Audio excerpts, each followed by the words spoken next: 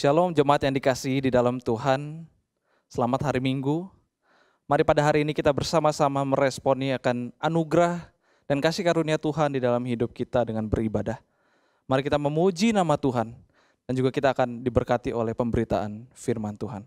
Mari kita sama-sama persiapkan hati kita untuk memulai ibadah pada hari ini. Saya undang jemaat untuk bangkit berdiri. Mari kita mengambil saat teduh.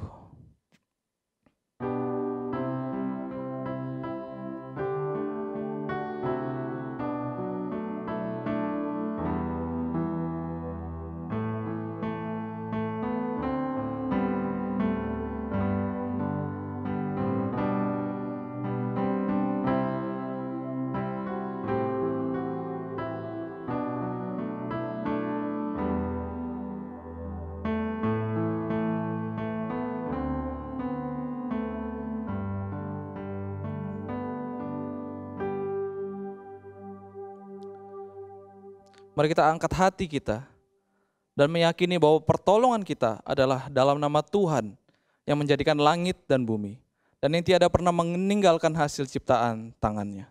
Kiranya turun ke atas kita kasih karunia dari Allah Bapa, Allah Putra, dan Allah Roh Kudus di dalam ibadah kita. Amin. Mazmur 95 ayat 6-7 berkata demikian. Masuklah, marilah kita sujud menyembah berlutut di hadapan Tuhan yang menjadikan kita. Sebab dialah Allah kita, dan kitalah umat gembalaannya, dan kawanan domba tuntunan tangannya. Pada hari ini, sekiranya kamu mendengar suaranya. Jemaat sekalian yang terkasih, ada seorang bernama Peter Bohler mengatakan demikian kepada seorang penggubah atau pencipta lagu himne kepada Charles Wesley. Dia berkata, jika aku memiliki 1000 lidah, maka akan kugunakan semuanya untuk dapat memuji Kristus. Mari Bapak Ibu Saudara sekalian, pada hari ini kita memuji Dia. Dengan mulut dan lidah kita memuji nama Tuhan. Mari kita nyanyikan pujian ribuan lidah menyanyi.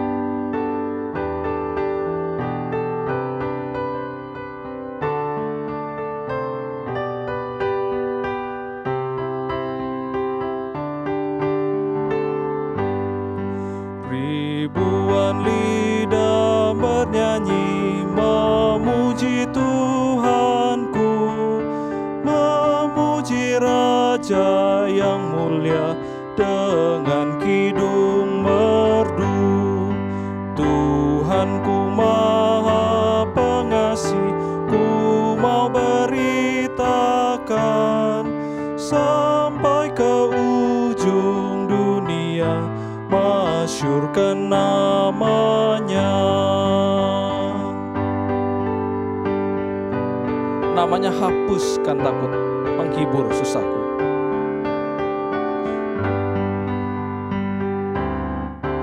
Namanya hapuskan takut, menghibur susahku, membuat hati tenteram, mantapkan jiwaku. Maka jiwaku pun memuji-Mu ya Tuhan. Maka jiwaku pun memuji-Mu. Sungguh besar Kau Allahku, sungguh besar Kau Allahku. Maka jiwaku pun memuji-Mu. Sungguh besar Kau Allahku, sungguh besar Kau Allahku, sungguh besar Kau Allahku.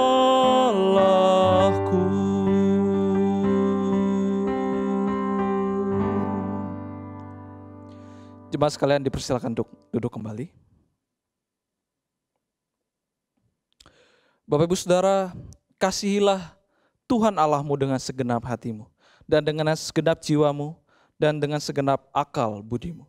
Itulah hukum yang terutama dan yang pertama. Dan hukum yang kedua yang sama dengan itu ialah kasihilah sesamamu manusia seperti dirimu sendiri. Pada kedua hukum inilah tergantung seluruh hukum Taurat dan kitab para nabi.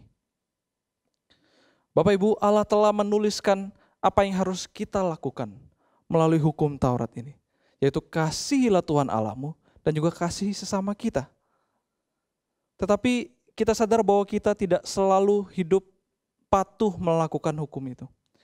Kita tidak setiap kali mencintai Tuhan. Mungkin kita lebih mengasihi atau mencintai sesuatu yang lain ataupun diri kita. Kita tidak mengasihi Allah. Mari pada saat ini kita mengaku dosa di hadapan Tuhan. Mari kita ungkapkan segala pikiran, tindakan, perkataan kita yang tidak memuliakan Tuhan, yang mendukakan hati Tuhan. Mari pada saat ini kita mengaku dosa di hadapan Tuhan.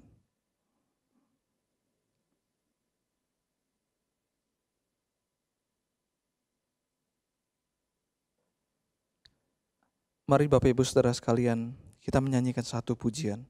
Tercurahlah darah Tuhanku. Bagi kita yang telah mengaku dosa di hadapan Tuhan. Bapak Ibu, ada anugerah yang besar, yaitu bahwa darah Kristus telah tercurah untuk menebus dosa kita. Mari kita nyanyikan pujian. Tercurahlah darah Tuhanku.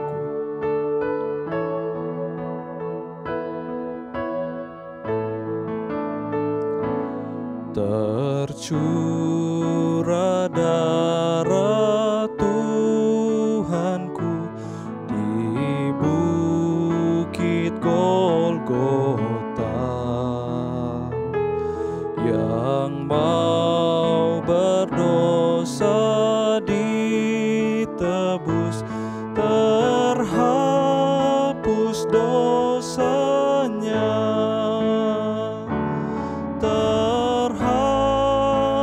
Dosanya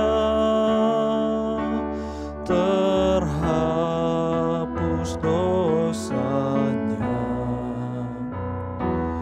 yang mau bertobat ditebus, terhapus dosanya.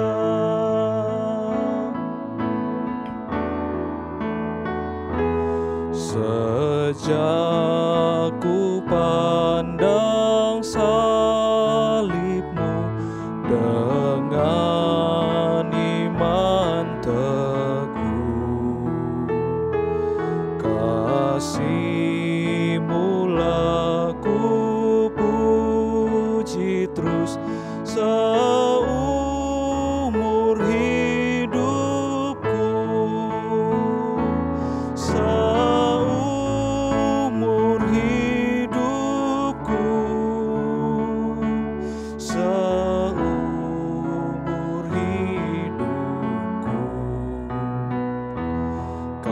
Kasih-Mu lah ku puji terus seumur hidupku.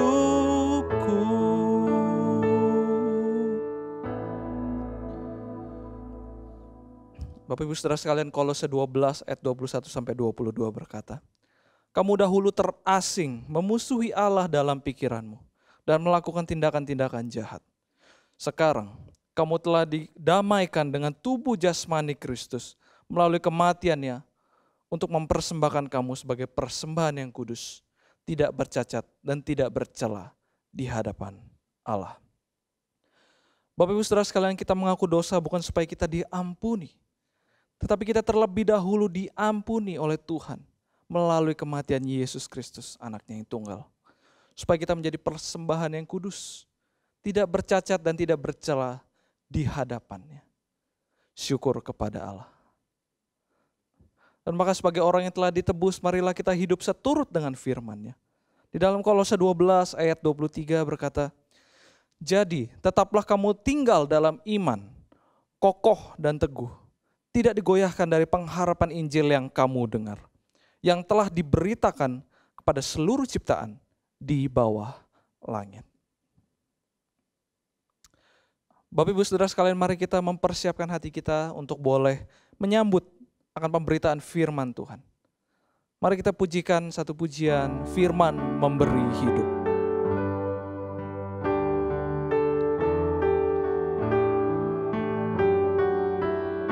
Kita percaya bahwa firman Tuhan adalah firman yang memberi kita hidup. Mari kita nyanyikan pujian ini.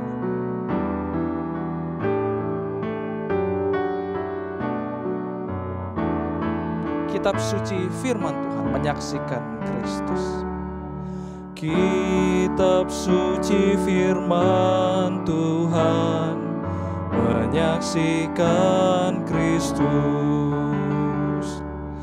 Firman menjadi manusia, dosaku terhapus.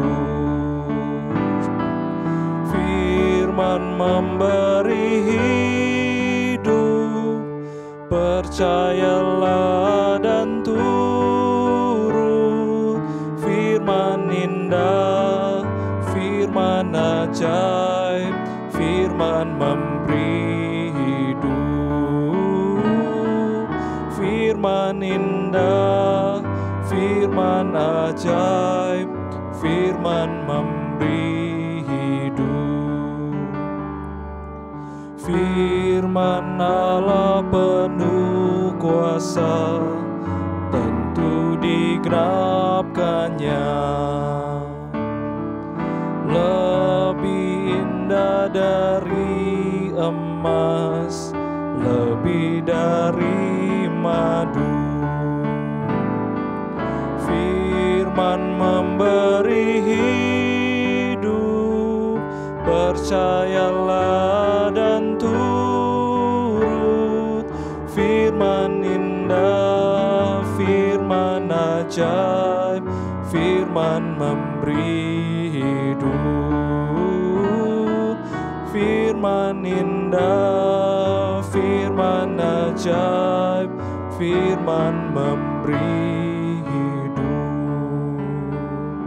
Kepada hambanya dipersilakan untuk menyampaikan firman Tuhan.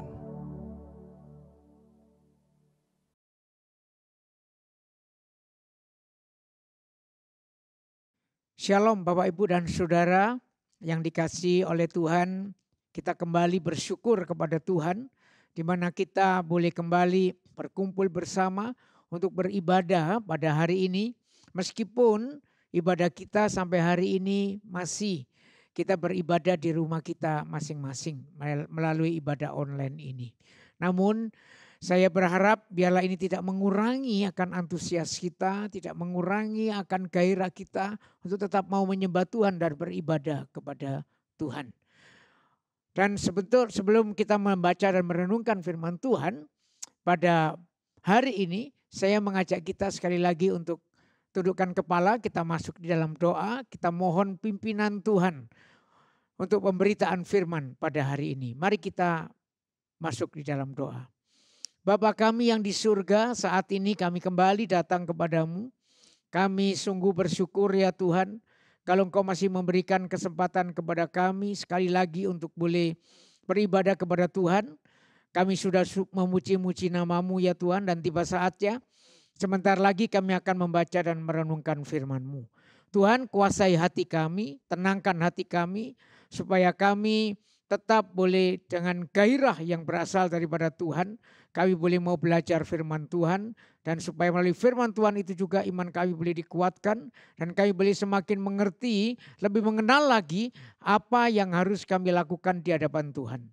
Pakai hamba-Mu ya Tuhan yang akan menguraikan kebenaran firman Tuhan pada hari ini, supaya setiap uraiannya boleh ditangkap dengan jelas. Terima kasih ya Tuhan, di dalam nama Tuhan kami, Yesus Kristus, kami sudah berdoa dan mengucap syukur kepada-Mu. Amin. Bapak, Ibu, dan Saudara yang dikasihi oleh Tuhan, mari kita membuka firman Tuhan yang akan menjadi dasar perenungan kita, yang menjadi dasar untuk pembahasan kita pada hari ini. Yaitu dari Mazmur 130 ayat pertama sampai dengan ayat yang ke-8. Namun kita akan membaca pertama kali dari ayat 1 sampai dengan ayat yang ketiga. Mazmur 130 ayat pertama sampai dengan ayat yang ketiga. Demikian firman Tuhan. Nyanyian syarah dari jurang yang dalam, aku berseru kepadamu ya Tuhan. Tuhan, dengarkanlah suaraku. Biarlah telingamu menaruh perhatian kepada suara permohonanku. Jika engkau ya Tuhan mengingat kesalahan-kesalahan, Tuhan siapakah yang dapat tahan? Demikian pembacaan firman Tuhan. Berbahagialah setiap orang yang membaca, yang merenungkan dan yang melakukan firman dalam kehidupannya hari lepas hari. Amin. Bapak, Ibu dan Saudara yang dikasihi oleh Tuhan, bahwa kita di awal tahun ini kita dipenuhi dengan berita yang namanya bencana demi bencana.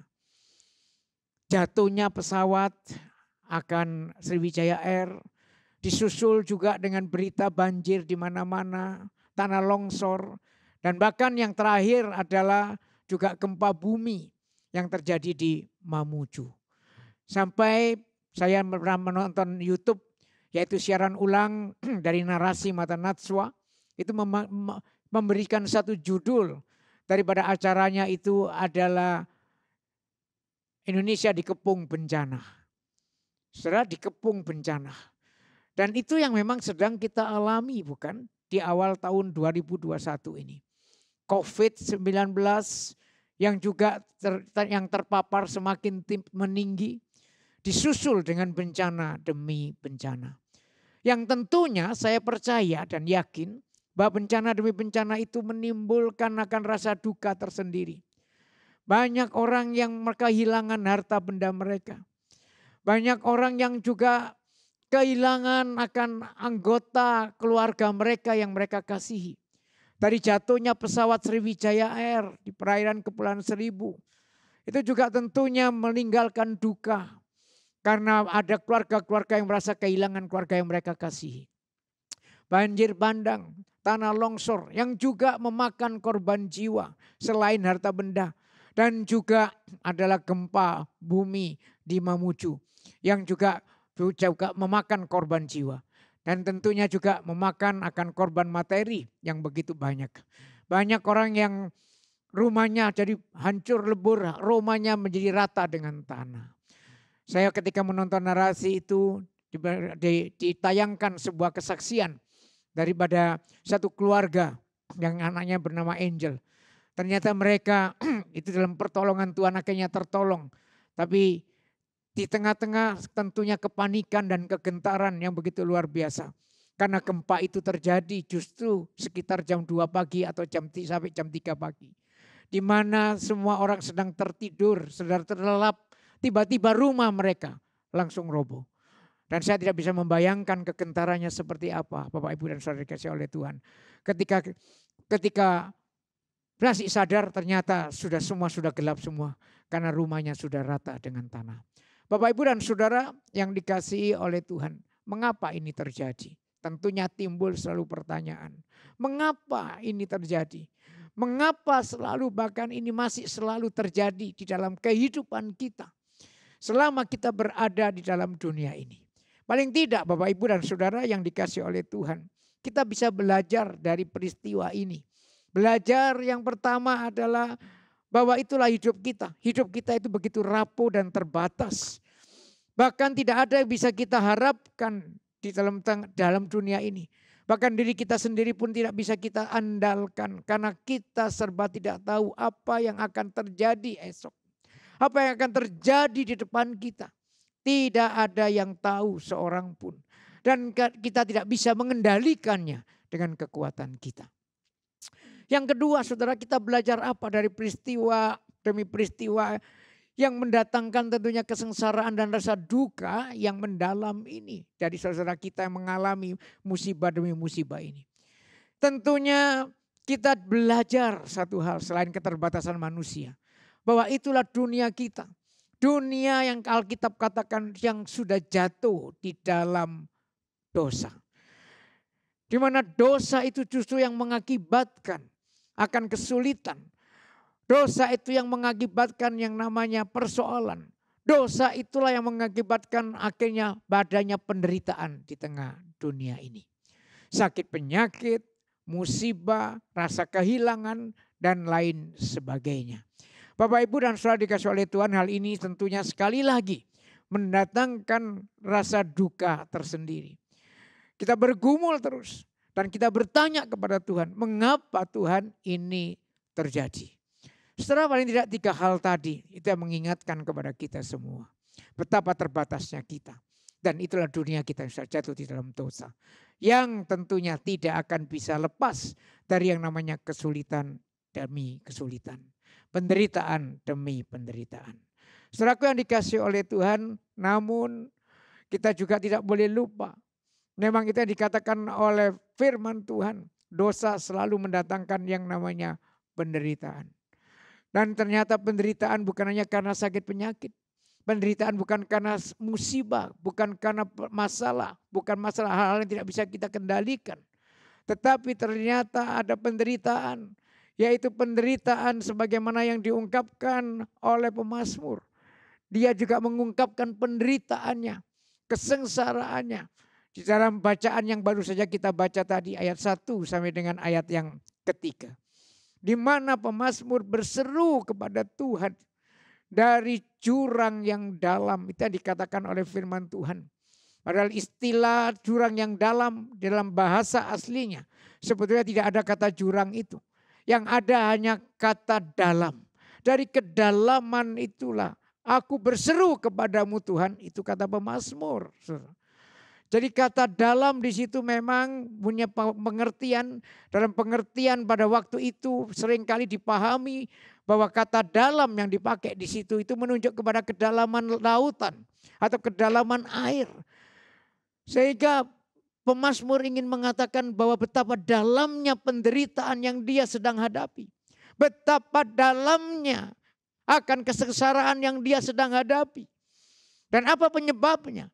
Ternyata pemazmur mengungkapkan di dalam ayat berikutnya bahwa yang menyebabkan kesengsaraannya dia begitu dalam, yaitu oleh karena dosanya. Pemazmur merasa bahwa dia saat ini sebagaikan orang yang meninggal, orang yang mati. Yaitu karena terpisah dengan Allah, begitu jauh dengan Allah. Oleh karena kesengsaraan, karena dosanya. Bapak, Ibu dan Saudara yang dikasihi oleh Tuhan. Jadi jelas di sini pemazmur juga mengalami penderitaan. Tapi penderitaan bukan karena sakit penyakit. Penderitaan bukan oleh karena musibah. Meskipun mungkin dia sedang mengalami akibat daripada dosanya. Tetapi ada satu hal yang menarik dari mazmur ini. Yang diungkapkan oleh pemazmur. Dia juga merasa sengsara karena jauh dari Tuhan. Ini hal yang perlu juga kita pahami Bapak Ibu dan Saudara yang dikasihi oleh Tuhan. Betapa pentingnya kita juga menyadari bahwa ketika kita berdosa, kita sebagai orang-orang yang berdosa, kita ini jauh dari Tuhan. Dan itu yang membawa juga sebuah kesengsaraan dan penderitaannya sendiri. Bapak Ibu dan Saudara dikasihi oleh Tuhan, namun dalam realita kehidupan kita saudara, bahwa kita melihat bahwa realita kehidupan kita, dosa itu memang sudah menjadi bagian daripada kehidupan kita. Maka dengan segala akibatnya pun menjadi bagian daripada realita kehidupan kita. Namun ironisnya adalah bahwa seberapa banyak orang yang sadar bahwa dosa itu serius di mata Tuhan. Bahwa dosa itu membuat manusia itu jauh dari Tuhan, terpisah dari Tuhan. Sebaliknya bukan kalau kita lihat dalam realita kehidupan kita. Bahkan berapa banyak orang yang justru menikmati dosa. Berapa banyak orang yang justru menganggap dosa itu biasa saja dan manusiawi. Dosa sudah dianggap normal. Ini yang dengan ada istilah baru yaitu istilah normalisasi dosa. Dosa itu menjadi sesuatu yang normal. Bahkan kalau kita melihat realitanya berapa banyak orang-orang berdosa justru hidupnya seolah-olah lebih baik. Dari orang-orang yang setia kepada Tuhan. Orang-orang yang takut akan Tuhan. Bukankah kita melihat juga orang-orang yang mengasihi Tuhan justru tidak lepas dari sakit penyakit juga. Tidak lepas daripada persoalan yang dia hadapi. Saudaraku yang dikasih oleh Tuhan, ini membuat semakin apa? Semakin orang-orang itu menikmati dosa dan menganggap dosa itu biasa dan manusiawi. Nah, ketika dosa itu dianggap biasa dan manusiawi, maka itu sungguh mengerikan, saudara. Sekarang kita melihat bagaimana dosa semakin merajalela. Di Indonesia baru-baru ini ada berita terjadi korupsi. Justru korupsi dilakukan oleh Menteri Sosial yang sebetulnya ditugasi untuk membagikan bantuan daripada bantuan sosial di tengah-tengah pandemi COVID-19 ini. Justru dikorupsi. Saudara, betapa mengerikan dosa ini. Di mana hati nurani? Di mana nurani yang sungguh-sungguh pada berbelas kasihan kepada orang lain? Saudaraku yang dikasih oleh Tuhan, belum lagi liberalisme yang semakin merajalela dengan LGBT-nya. Di Amerika sekarang juga kita terus harus berdoa supaya Amerika tetap boleh menjadi negara yang didasarkan kepada takut akan Tuhan. Saudara, karena sudah LGBT di beberapa negara Eropa sudah dilegalkan, demikian juga di Amerika.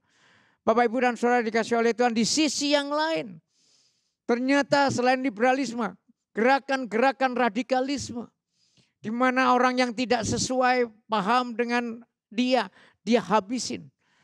Seorang yang tidak sesuai dengan warna kulitnya, mungkin sudah tidak dianggap sebagai sesamanya, dia habisin.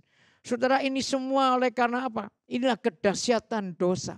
Betapa mengerikannya dosa itu. Dan betapa merajalelanya dosa itu. Namun sekali lagi dosa sekali lagi saat ini sedang dinormalisasikan. Menjadi hal yang normal. Menjadi hal yang biasa. Tidak ada keprihatinan. Tidak ada rasa duka yang mendalam ketika berdosa. Dan ini juga tidak tertutup kemungkinan. Juga terjadi, dialami oleh banyak orang yang mengaku orang Kristen, saudara. Yang mengaku dia orang Kristen. Berapa banyak di antara mereka juga yang menyatakan mungkin dosa itu manusiawi.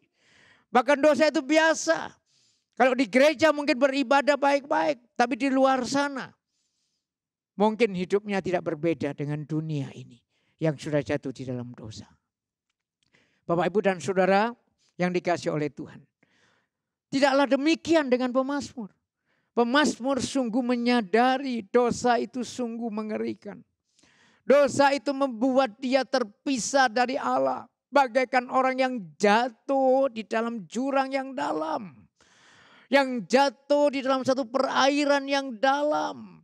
Bagaikan orang yang sudah mati. Maka dia berteriak, Tuhan tolonglah saya. Saudaraku yang dikasih oleh Tuhan. Ini yang diungkapkan oleh pemazmur. Dia menyadari bahwa betapa seriusnya dosa itu di hadapan Tuhan. Bapak, Ibu, dan Saudara yang dikasih oleh Tuhan, maka melalui daripada kejatuhan manusia dalam dosa yang mengakibatkan kesulitan demi kesulitan, selain mengingatkan keterbatasan kita di hadapan Tuhan, kita juga diingatkan, Bapak, Ibu, dan Saudara yang dikasih oleh Tuhan, bahwa betapa dalam kita hidup di dunia ini, kita tidak akan bisa luput dari masalah. Dan tidak mungkin kita itu bisa mendapatkan yang namanya ketenangan yang sejati selama kita ada di dunia ini. Tidak ada yang pasti. Bapak, Ibu, dan Saudara dikasih oleh Tuhan, padahal dalam hidup seseorang, apa yang penting dalam hidupnya? Bagi saya, saudara, salah satu yang penting itu adalah rasa aman. Ketenangan dalam hidup. Saya percaya tidak ada seorang pun di antara kita yang tidak menginginkan ketenangan. Yang tidak menginginkan rasa aman. Semua kita ingin aman kok. Dengan COVID-19 hati kita kenapa cemas, was-was, khawatir. Harus waspada, harus berhati-hati. Karena kita merasa tidak aman. Kita perlu ke rasa aman. Tapi bukan itu saja. Setiap kita juga memerlukan rasa aman, ketenangan, tapi juga kepastian. Dua hal penting ini dalam hidup kita. Kepastian dan ketenangan atau rasa aman. Itu yang kita perlukan di dalam hidup ini. Dan kita bersyukur kepada Tuhan. Ternyata Tuhan bukan hanya menganggap dosa itu serius, tapi Dia sendiri mengasihi kita, ingin memberikan rasa aman atau ketenangan yang sejati itu. Sebagaimana yang juga diungkapkan dari beberapa khotbah 2 minggu yang lalu. Dari Lose Daniel, kemudian disambung dengan Lose Jerry. Lose Daniel berkhotbah dari Katekismus Heidelberg minggu pertama, pertanyaan pertama. Di manakah penghiburan sejati? Bukan ke diskotik. Di manakah penghiburan sejati? Bukan kita dengarkan musik. Penghiburan di situ lebih kepada ketenangan, comfort, rasa aman. Di mana rasa aman yang sejati itu? Yaitu ketika baik kita hidup maupun mati, kita itu adalah milik Kristus. Itu saudara yang dikasih oleh Tuhan. Tapi bagaimana kita bisa mendapatkan kepastian itu? Kalau kita tidak sadar bahwa kita itu orang berdosa. Kita tidak sadar bahwa kalau kita itu saat ini menghadapi sesuatu yang serius, yaitu keberdosaan kita. Bahwa keberdosaan kita itu membuat kita terpisah dari Allah. Maka kita harus sadar ini. Sebagaimana ini juga yang diungkapkan oleh Katekismus Heidelberg. Dalam minggu kelima pertanyaan yang kedua. Yang menyatakan demikian. Berapa pokok yang perlu saudara ketahui. Supaya dengan penghiburan ini saudara hidup dan mati dengan bahagia. Yaitu dijawab ada 3 pokok. Yang pertama itu harus menyadari betapa besarnya akan dosa dan sengsaraku. Kedua, yaitu bagaimana aku mendapatkan kelepasan dari semua dosa dan sengsaraku. Dan ketiga adalah bagaimana aku harus bersyukur kepada Allah dari kelepasan yang demikian itu. Ada 3 hal, saudara. Harus tetap sadar bahwa dosa kita itu begitu mengerikan di hadapan Tuhan. Dan betapa sengsaranya kita ketika kita berdosa di hadapan Tuhan dengan segala akibatnya. Dan yang kedua adalah permohonan kita hanya kepada Tuhan. Dan bersyukur kepada Tuhan. Dan itulah yang disadari oleh pemazmur. Pemazmur bukan hanya dia mengatakan seruannya aku dari jurang yang dalam. Aku mengalami sesuatu hal akan kesengsaraan yang begitu dalam karena dosaku. Tapi dia akhirnya berteriak kepada Tuhan. Dia mengarahkan akan harapannya kepada Tuhan. Setelah dia sadar bahwa tidak ada jalan lain kecuali kepada Tuhan. Mari kita lihat ayat yang keempat sampai dengan ayat yang ke-8. Demikian bunyi firman Tuhan. Tetapi padamu ada pengampunan. Supaya engkau ditakuti orang. Aku menanti-nantikan Tuhan. Jiwaku menanti-nantikan dan aku mengharapkan firman-Nya. Jiwaku mengharapkan Tuhan lebih daripada pengawal mengharapkan pagi. Lebih daripada pengawal mengharapkan pagi. Lalu ayat yang ke-6, ayat 7-8. Berharaplah kepada Tuhan, hai Israel. Sebab pada Tuhan ada kasih setia. Dan Ia banyak kali mengadakan pembebasan. Dialah yang membebaskan Israel dari segala kesalahannya. Bapak, Ibu, dan Saudara yang dikasih oleh Tuhan. Inilah pengharapan daripada Israel. Pengharapan daripada pemazmur maksud saya. Pemazmur akhirnya dia berharap kepada Tuhan. Kenapa? Karena di dalam Tuhan itulah ada pengampunan. Maka akhirnya di dalam ayat 5 dan 6 dia mengatakan aku berharap sekarang kepada Tuhan. Hanya kepada Tuhan saja dia berharap. Dia berharap terus kepadanya, bahkan dikatakan di sana melebihi seorang pengawal yang menantikan pagi. Saudara, tentunya ini pengawal di sini mungkin penjaga yang tentunya tugasnya malam. Kalau penjaga malam tugasnya tentunya menantikan supaya fajar pagi cepat menyingsing. Sehingga kita fajar pagi cepat menyingsing itu berarti ada kelegaan. Inilah yang gambaran dari pemazmur. Untuk menyatakan apa? Betapa sungguh-sungguhnya dia mengharapkan Tuhan. Betapa dia dengan bergairahnya dia meletakkan pengharapannya kepada Tuhan. Karena di dalam Tuhan ada pengampunan. Di dalam Tuhan ada kasih setia yang luar biasa. Itulah sebabnya dia mengajak akhirnya kepada jemaat atau umat Israel. Supaya berharap kepada dia. Berharaplah kepada Tuhan. Hai Israel. Sebab pada Tuhan ada kasih setia dan banyak mengadakan pembebasan. Saudara, kata pembebasan di sana dalam bahasa aslinya itu sebetulnya ransom, yaitu penebusan. Karena di dalam dia ada penebusan. Dan ini tentunya berkaitan dengan kesalahan dan dosa dari pemazmur tadi. Pemazmur sadar hanya Tuhan saja yang bisa memberikan jalan keluar untuk menebus, membebaskan pemazmur dari dosanya dengan jalan penebusan. Dengan jalan dia memberikan penebusan itulah pemazmur mendapatkan pengharapan dan dia mengajak bangsa Israel untuk mengarahkan hidupnya kepada Allah yang penuh dengan kasih setia itu. Bapak, Ibu dan Saudara dikasihi oleh Tuhan, dan tentunya kita patut bersyukur kepada Tuhan bahwa Tuhan kita memang Tuhan yang sungguh-sungguh mengasihi kita.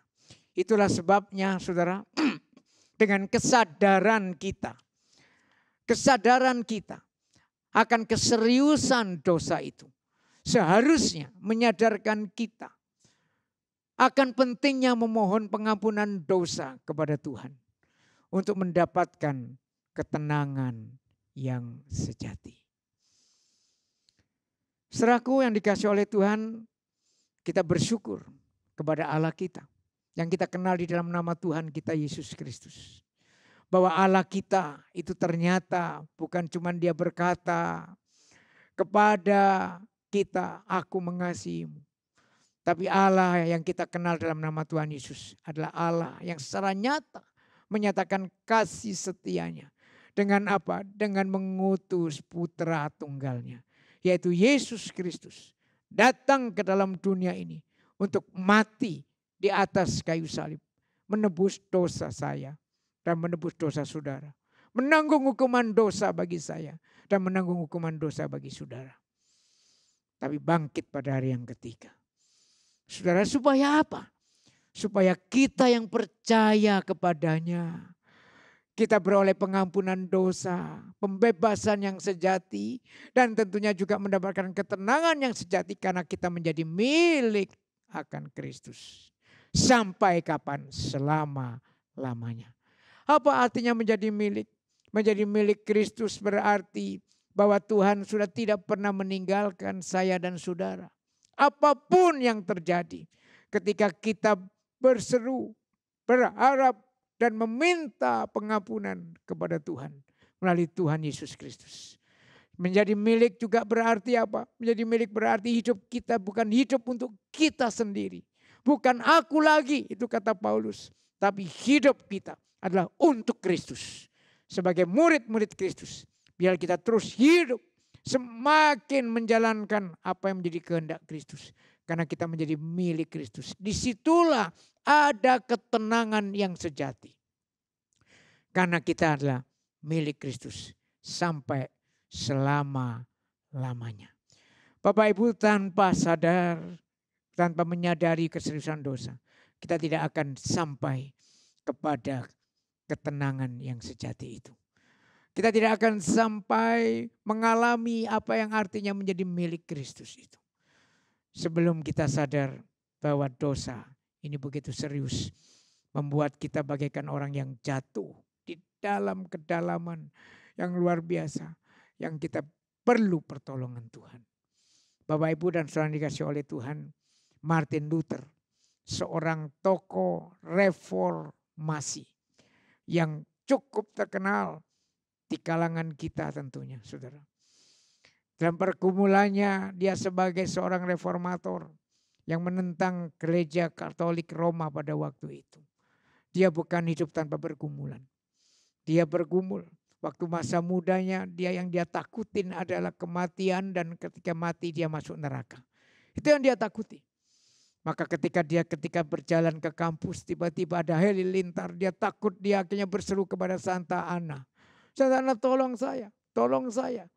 Dan akhirnya pada saat itu dia punya pengalaman. Akhirnya dia memutuskan untuk boleh menjadi rahib. Dan dia di sekolah di seminari. Dan akhirnya dia menjadi rahib. Dia menjalankan semua ritual daripada agama. Daripada Katolik Roma pada waktu itu. Saudara, tetapi dia belum mendapatkan ketenangan. Sampai pada akhirnya dia menjadi masuk ke dalam mazhab akan Agustinian. di dalam Roma Katolik itu. Tapi dia tetap belum mendapatkan pencerahan. Dan sampai akhirnya dia pun melakukan hal-hal untuk bagaimana dia menyelesaikan semua ritual, semua aturan-aturan agama, pengajaran-pengajaran dogma yang dia pahami dan dia jalankan itu semua. Belum membuat dia merasa tenang, saudara. Apa yang tidak membuat dia merasa tenang? Yaitu bagaimana saya ini benar-benar bisa dinyatakan benar di hadapan Allah. Saudara, dia bahkan sampai melakukan yang namanya ritual, yaitu pengampunan dosa dengan melalui tangga pengampunan dosa itu. Ketika dia menaiki tangga sampai di atas sampai selesai, ketika dia turun lagi, dia berdosa lagi. Dia lakukan lagi naik tangga, turun lagi, dia berdosa lagi. Dan sampai akhirnya dia bertanya, lalu sampai kapan aku bisa menyelesaikan dosa ini? Sampai pada satu hari, ketika dia sedang mau mengajar, ketika dia membuka surat Roma, dia berhenti sejenak. Dalam Roma pasal 1 ayat 16-17. Bahwa orang dibenarkan itu bukan karena perbuatannya, tapi karena imannya kepada Yesus. Setelah waktu dia berhenti di situ, dia tersentak.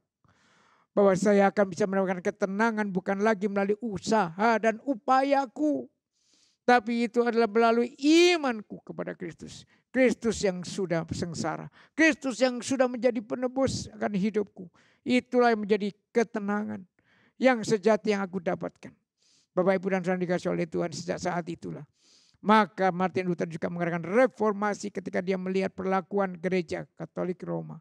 Pada waktu itu yang menjual surat penebusan dosa atau pengampunan dosa untuk membawa orang agar diterima oleh Tuhan di surga. Saudara, pada waktu itu dia berontak, dia makinnya mengadakan reformasi gereja yang luar biasa. Dan akhirnya dampaknya sampai begitu besar, bahkan sampai pada saat ini termasuk gereja kita adalah gereja yang karena dampak daripada reformasi Martin Luther itu. Bapak, Ibu dan Saudara yang dikasihi oleh Tuhan, di manakah ketenangan yang sejati? Tidak ada di tempat lain. Bukan karena melalui usaha kita, tetapi karena anugerah Tuhan di dalam Yesus Kristus. Dan biarlah ini sekali lagi menolong kita. Mari kita selalu menyadari betapa seriusnya dosa.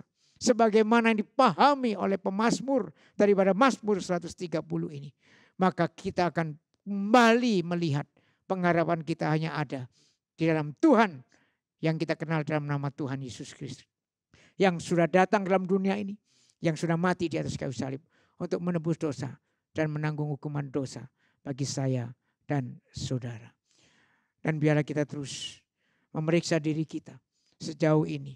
Bagaimana hidup kita? Apakah kita menormalisasi dosa? Kita anggap dosa itu normal. Atau saat ini ada kita di antara kita yang bergumul. Memang dosa itu serius. Tapi engkau belum ada jalan keluar. Bagaimana saya mengatasi dan keluar daripada belenggu dosa ini. Datanglah kepada Tuhan Yesus. Bertobatlah. Carilah Tuhan Yesus. Dan datanglah kepada Dia. Berserulah kepadanya. Mohon supaya Dia bisa masuk dalam hati saudara. Menguasai hidup saudara. Maka janji Tuhan. Saudara akan menerima pengampunan dosa. Dan menjadi milik Kristus. Sampai selama-lamanya. Kiranya Tuhan memberkati kita, kiranya Tuhan menolong kita semua untuk kita terus boleh bertumbuh menjadi murid dan pengikut Kristus. Amin. Mari kita tundukkan kepala, kita masuk di dalam doa. Bapa yang di surga saat ini Tuhan, Engkau tahu setiap hati kami masing-masing. Bahkan hidup kami masing-masing Engkau tahu Tuhan. Tolonglah kami Tuhan, supaya kami tetap sadar dan peka Tuhan, bahwa apa yang terjadi dalam dunia ini, yang kita tinggali, bahwa tidak ada hal yang pasti Tuhan. Bahkan banyak kesulitan demi kesulitan. Itu biar juga kami menyadarinya itu oleh karena dunia ini sudah jatuh di dalam dosa. Dan bukan hanya itu saja Tuhan, tolonglah kami supaya kami juga sadar bahwa dosa itu sendiri bukan hanya mendatangkan kesengsaraan, tapi dosa itu memang menyengsarakan kami Tuhan. Karena dosa itu membuat kami jauh dari Engkau. Membuat kami terpisah dari Engkau ya Tuhan. Sadarkan itu dalam hidup kami. Tetapi kami bersyukur kalau Engkau tidak pernah meninggalkan kami. Engkau Allah yang penuh dengan kasih setia. Bahwa di dalam Engkau ya Tuhan, dengan kasih setiamu itu Engkau memberikan penebusan kepada kami. Memberikan pembebasan yang sejati kepada kami. Di mana Engkau sudah turun ke dalam dunia ini untuk mati di atas kayu salib. Untuk menebus dosa kami dan berkorban bagi kami. Yang percaya kepadamu ya Tuhan. Dan Engkau bangkit daripada orang mati. Sehingga Engkau adalah Allah yang hidup.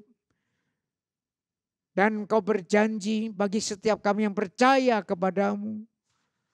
Kami akan beroleh pengampunan dosa, hidup yang kekal, dan kami akan menjadi milik-Mu sampai selama-lamanya. Baik pada waktu kami hidup maupun pada waktu kami nanti meninggalkan dunia ini. Kami tidak pernah lepas dari tangan-Mu ya Tuhan. Oleh karena itu tolonglah kami Tuhan. Untuk kami selalu mau berharap kepadamu. Jika selama ini kami belum sadar akan dosa, itu begitu serius. Sadarkan kami. Berikan kepada kami hati yang mau bertobat ya Tuhan. Untuk datang kepadamu dan menjadikan Engkau Tuhan dan Juru Selamat kami. Sehingga kami boleh mendapatkan akan ketenangan, kenyamanan yang sejati itu atau penghiburan yang sejati itu. Baik dalam hidup maupun mati kami. Karena kami menjadi milik-Mu sampai selama-lamanya.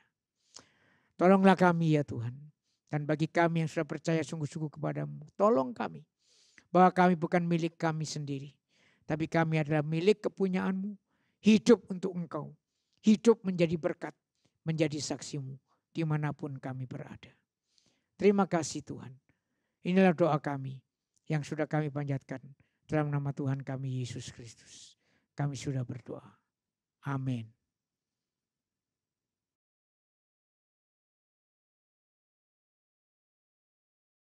Terima kasih kepada hambanya yang telah menyampaikan kebenaran firman Tuhan. Kiranya firman yang disampaikan boleh terus menjadi kekuatan dalam kehidupan kita. Mari Bapak Ibu Saudara sekalian, saya undang Bapak Ibu untuk bangkit berdiri. Mari bersama dengan orang kudus di sepanjang zaman dan tempat kita mengikrarkan pengakuan iman kita. Pengakuan iman rasuli. Aku percaya kepada Allah, Bapa yang Maha Kuasa, Khalik langit dan bumi, dan kepada Yesus Kristus, anak yang tunggal Tuhan kita, yang dikandung dari Roh Kudus, lahir dari anak darah Maria, yang menderita sengsara di bawah pemerintahan Pontius Pilatus, disalibkan, mati dan dikuburkan, turun ke dalam kerajaan maut, pada hari yang ketiga bangkit pula dari antara orang mati, naik ke surga, duduk di sebelah kanan Allah Bapa yang Maha Kuasa, dan dari sana Ia akan datang untuk menghakimi orang yang hidup dan yang mati. Aku percaya pada Roh Kudus, gereja yang kudus dan persekutuan orang kudus, pengampunan dosa, kebangkitan tubuh, dan hidup yang kekal. Amin. Jemaat sekalian dipersilakan untuk duduk kembali. Mari kita meresponi akan firman Tuhan. Mari kita katakan, ya Yesus, ku berjanji untuk setia padamu. Kita nyanyikan pujian ini Bapak Ibu. Ya Yesus, ku berjanji untuk setia padamu.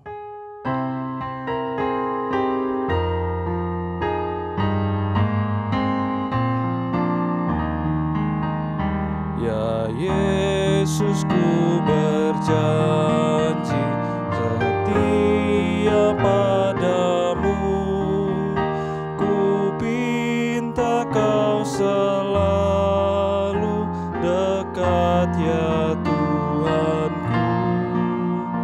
Di kancah pergumulan jalanku tak sesat. Karena Engkau temanku, pemimpin terdekat. Dekaplah aku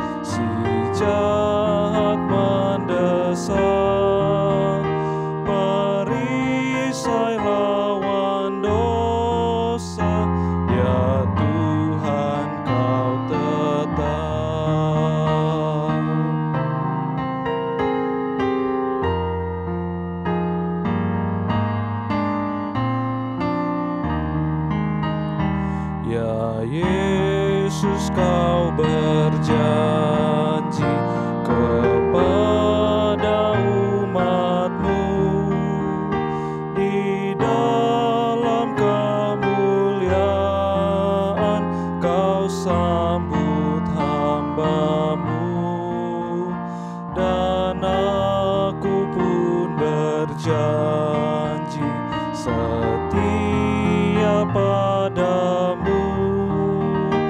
Berikanlah karunia mengikut-Mu teguh.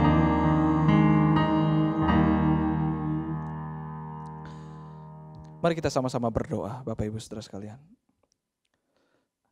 Bapa kami yang ada di surga, kami bersyukur kami telah memberikan sebagian dari apa yang telah Engkau berikan kepada kami ya Tuhan melalui persembahan. Kiranya persembahan ini boleh dikelola oleh gereja kami ya Tuhan untuk pelayanan akan GKT Betani Jakarta ini ya Tuhan.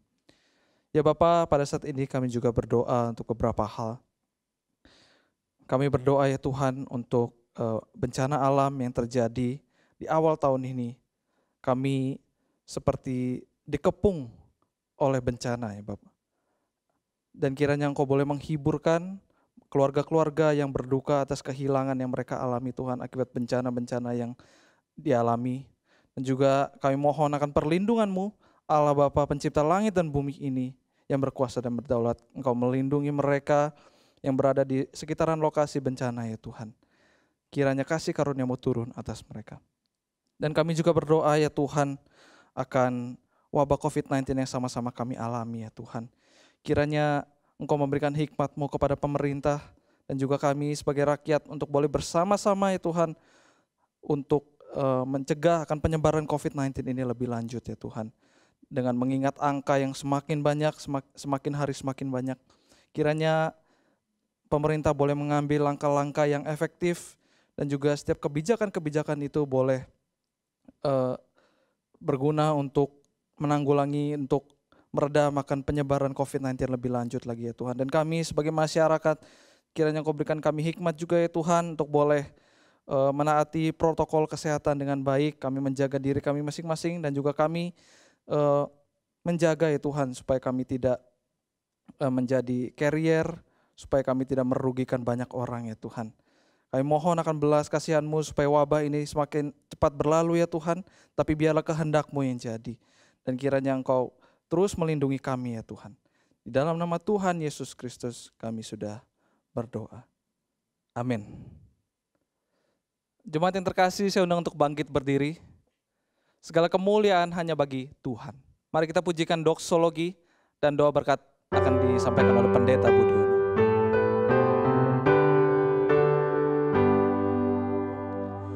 Puji Allah Bapa Putra, puji Allah Roh Kudus, ketiganya yang esa. Pohon selamat sumber berkat.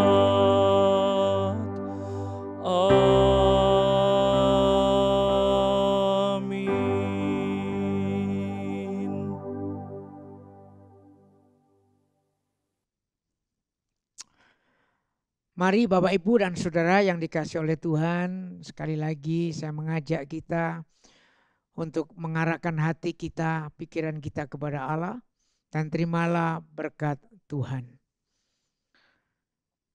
Kasih karunia dari Tuhan kita Yesus Kristus, damai sejahtera dan cinta kasih daripada Allah Bapa kita yang di surga, serta penyertaan kuat kuasa dan pimpinan daripada Roh Kudus menyertai dan memenuhi kehidupan Bapak Ibu sekalian untuk terus boleh hidup sebagai orang-orang yang hidup bagi Kristus, sebagai orang-orang yang menjadi milik Kristus, yang selalu memuliakan Kristus. Mulai dari saat ini sampai Maranatha, Tuhan Yesus datang yang kedua kalinya. Amin.